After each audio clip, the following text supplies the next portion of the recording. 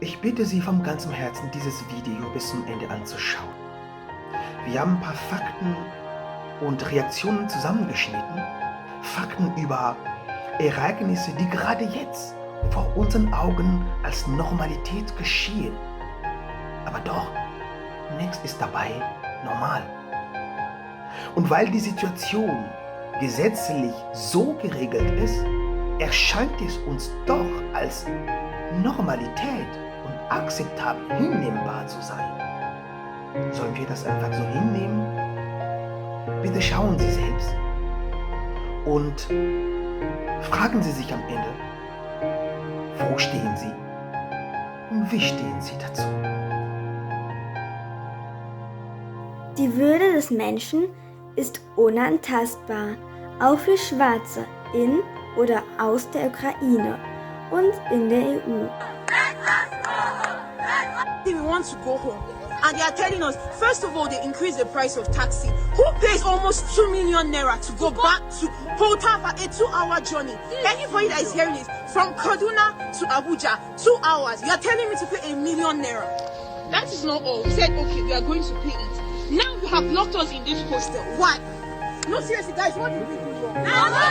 What did we do wrong?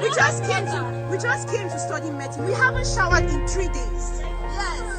There's no light in the hostel. There's nothing. We cannot.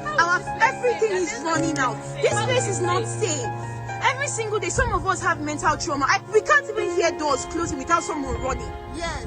Someone is moving a box and we are running. It's not fair on us. We have. At any amount, we do not care what they have left. Now they have decided to go and block that route. At this point, I don't know what is going on, and we are not going to be used as baits. Please, let us go. Please, let us go. We do not want to be a part of your war. Please, thank you very much. Have noticed the train is running late. The reason for that is because the police at Frankfurt Oder is pulling out black people. People of color are being taken off the train because of missing papers. That is not okay.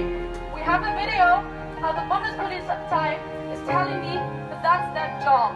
We have a video, proof for this. It happened yesterday and now this is extreme. This is why the train is running late, because of racism, because black people are being taken off the train. It's really important that you share this. We have to share this information with as many people as possible. People are being taken off the train at Frankfurt Oder by the Bundespolizei because they have missing papers and because they're black.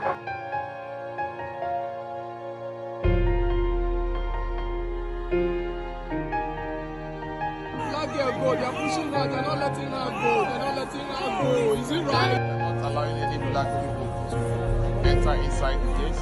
It's only Ukrainians that they are allowing in. Even the ones with kids, they're not allowing them in. Plus avancer en voiture, on est obligé de continuer à pied. On n'a pas vraiment le choix, on ne sait pas ce qui va se passer demain. We've been here for 3 days, this is unfair, We don't have We are students.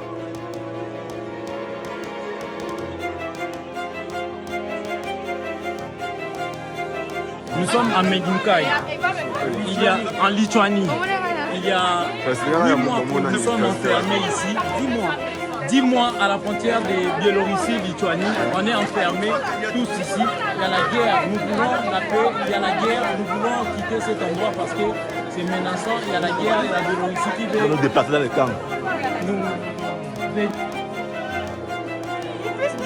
C'est les migrants de la Lituanie.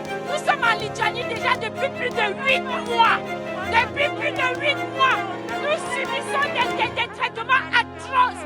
Femmes enceintes. Ils ont fait avorter les femmes. Ils ont tué un enfant ici. Mais les médias n'ont même pas parlé. Ils nous maltraitent. Nous avons besoin de notre liberté. Et ils ont dit qu'ils vont en Ukraine prendre les réfugiés pour les maltraiter comme ils nous maltraitent ici. Nous avons besoin de votre soutien, je vous en prie. Aidez-nous, je vous en prie, aidez-nous. Europe. Les 27 auront-ils les moyens de les accueillir? Et comment expliquer le changement d'attitude de pays comme la Pologne, la Hongrie et d'autres, si hostiles à l'arrivée des Syriens il y a quelques années et si généreux envers les Ukrainiens aujourd'hui? Ça sera sans doute une immigration de grande qualité, en revanche. Ce seront des intellectuels. Parce que ce sont des Européens de culture, même si on n'est pas dans l'Union européenne, on est avec une population qui est très proche, très voisine. On ne parle pas là de Syriens qui fuient les bombardements du régime syrien soutenu par Vladimir Poutine. On parle d'Européens qui partent dans leurs voitures qui ressemblent à nos voitures. Il y a une différence entre les Ukrainiens qui, encore une fois, participent de notre espace civilisationnel avec des populations qui appartiennent à d'autres civilisations. On aura une immigration de grande qualité dont on pourra tirer profit. Nous ne sommes pas face à des migrants qui vont passer dans une logique d'immigration.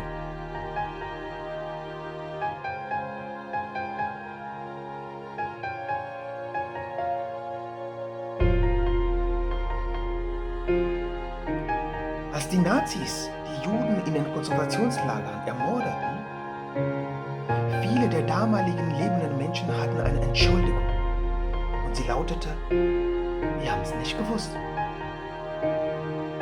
Wir haben heute keine Entschuldigung. Denn wir wissen es, wir sehen es. Haben wir mitten hier in Europa nur ein Problem mit unberechtigter Ungleichbehandlung und mit Diskriminierung? Oder ist es jetzt purer Rassismus, der aber nicht nur verdeckt vorkommt, sondern in einer legalen Form als EU-Gesetz und somit auch als normal erscheint? Haben wir heute den Mut, das Problem endlich beim Namen zu nennen und somit gemeinsam gegen das Problem einzutreten? Fatou Diam, est-ce que vous pensez aussi que c'est cette compassion, aussi, on le voit en France, hein, la moindre commune aujourd'hui est prête à accueillir des Ukrainiens, est-ce que c'est cette proximité du conflit qui fait qu'on est davantage touché par ça? Vous voulez dire cette compassion à géométrie variable? Il y a à peu près 10 000 réfugiés ukrainiens, je crois, en France aujourd'hui. Donc le monde regarde l'Europe. Hein. Vous savez, c'est comme pour le corona avec les vaccins. Ils se sont accaparés de tout ça avec gourmandise, mais les autres pouvaient mourir en paix. La couleur blanche, c'est ça qui justifie cette réaction. Ce n'est pas seulement une question de civilisation. Parce que moi, quand je parle là avec les Français, la culture que je partage avec les Français, la langue que je partage avec les Français, est-ce qu'un Ukrainien qui ne parle pas la langue peut échanger autant que moi, je peux échanger avec un Bordelais ou un Toulousain? Et donc, c'est une affaire de couleur. Et ça va aggraver le regard que les autres pays en Afrique posent évidemment sur l'Europe. Et ça fait que l'entente n'est pas facile parce qu'à chaque fois, on voit les différences. C'est-à-dire que la douleur de ceux qui ressemblent aux Européens, elle est toujours prise en compte. Alors que la Convention de Genève, elle concerne tous les réfugiés, sans distinction de couleur et d'origine ni de religion. You've seen the situation in Ukraine, you've seen how the world is responding. Now let me show you blatant racism. The color of your skin, the color of your hair. People with blue eyes and blonde hair. That is why the so-called expert on the BBC is emotional, not because the people are homeless, not because their country is being invaded, but because their hair is blonde. It's very emotional for me because I see European people with blue eyes and blonde hair being killed. These are not refugees from Syria. These are Christians, they're white, they're very similar. These are prosperous middle-class people. These are not obviously refugees trying to get away from areas in the Middle East. Like Iraq or Afghanistan, this is a relatively civilized, relatively European city where you wouldn't expect that or hope that it's going to happen. So Iraq and Afghanistan are uncivilized countries. Their people are uncultured. Their regimes are irresponsible. So they deserve war. They deserve hundreds of bombs and years of occupation.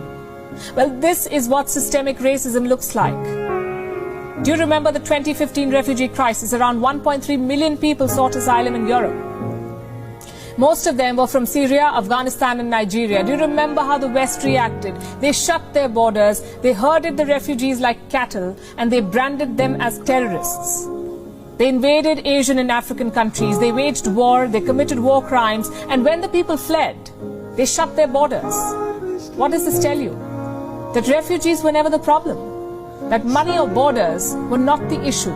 The issue was race. Now, just to be clear, we welcome what Europe is doing to host Ukrainian refugees. They deserve all the help. Our question is, why just Ukraine? Ukraine is not a member of the European Union. It is not part of NATO. So what explains this level of assistance? Racism. You see, Ukrainians are Europeans, hence they get the red carpet, but Africans and Asians get border crackdowns and refugee camps. If this does not expose Western hypocrisy, nothing does.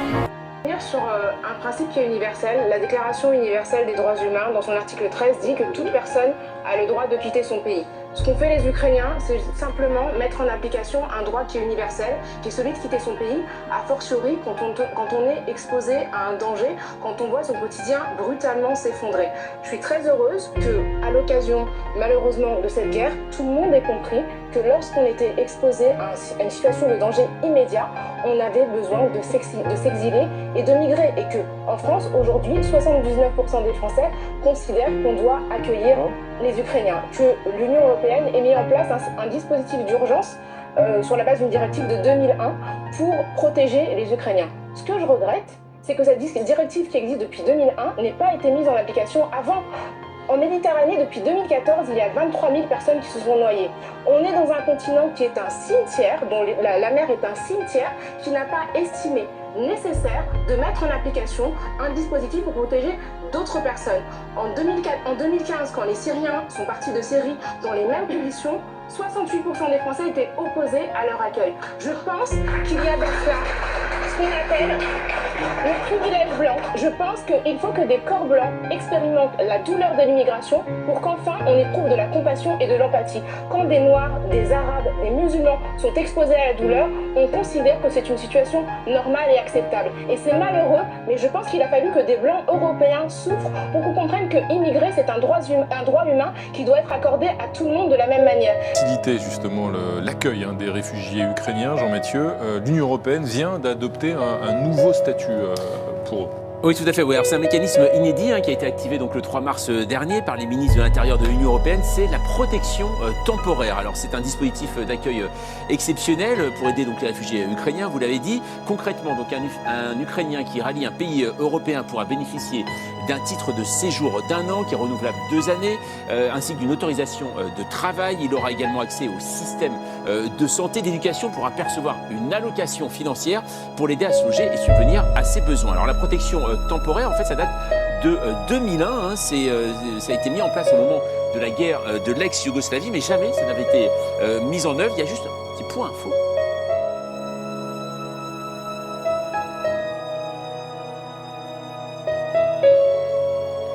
Ich bin Hokai, 99 Jahre alt. Ich habe eine dringende Botschaft an alle friedlichen Menschen. Ich bin Manuela und ich habe eine Botschaft. Sicherheit für alle Menschen. Alle Friedlichen sollten Gesicht zeigen. Spätestens jetzt.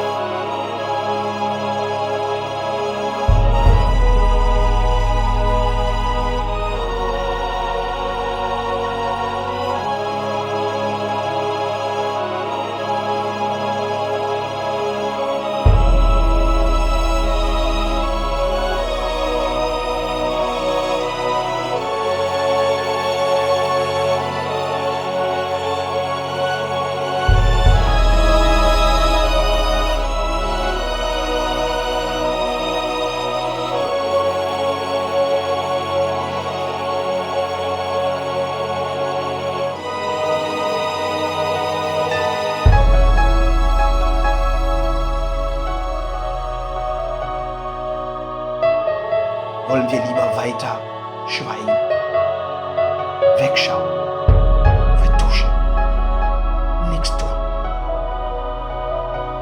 Unsere Vorfahren in der Menschlichkeit haben schon gewusst, was zu tun ist. Ein ungerechtes Gesetz ist kein Gesetz. Wenn Ungerechtigkeit gesetzt wird, ist Widerstand eine Pflicht. Jeder hat die moralische Verantwortung, ungerechte Gesetze zu missachten. Jetzt sind Sie dran. Empfehlen Sie dieses Video. Leiten Sie es weiter. Und vor allem handeln Sie, wo